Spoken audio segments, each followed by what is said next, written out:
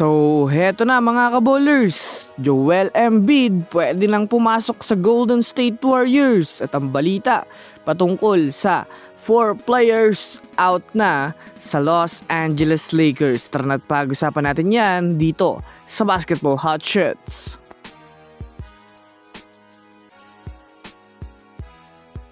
Una nga muna tayong dumako mga kabowlers sa maraming ang player ngayon na mawawala sa mismong Lakers team. Yes mga kabowlers, at lahat ng ito ay matindi ang nagagawa sa kanilang rotation.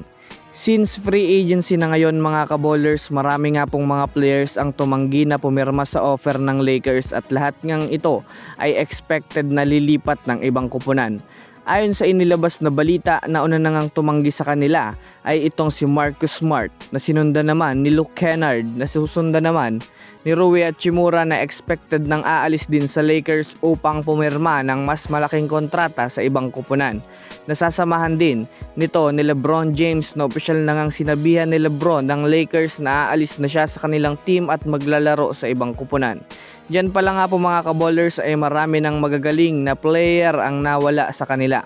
Lahat nga sa mga nabanggit na ito literal na mayroong matinding impact na dinadala sa Lakers rotation.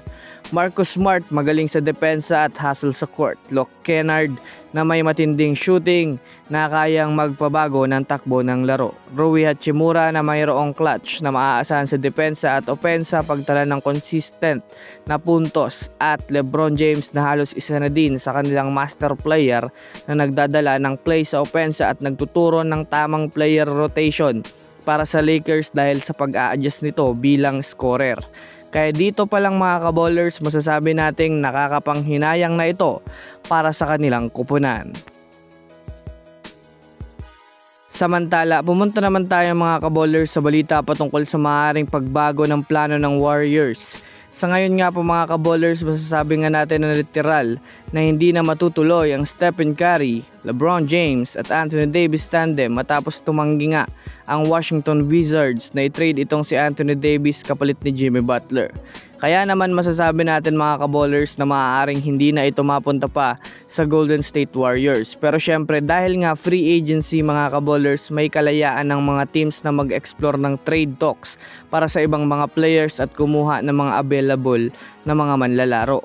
Isa sa inilabas na balita ng Warriors insider na si Tim Kawakami, mayroong balak ang Warriors ngayon kumuha pa ng isang superstar sa pamamagitan ng trade. Kaya marami ang napapaisip mga kabowlers kung sino ang pinaka-fit na player na maaaring kunin ng Warriors.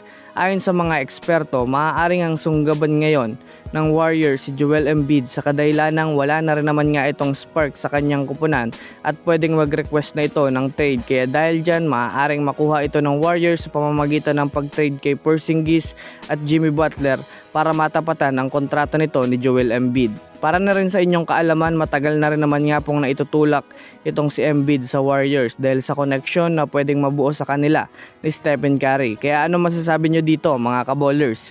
So yun lamang mga kabowlers, yan lang na muna ang ating pag-uusapan sa ngayon. Pindutin ang subscribe and hit nyo na rin ang notification bell para sa mga susunod na updates sa mundo ng basketball. Again, this is Basketball Hot Shots.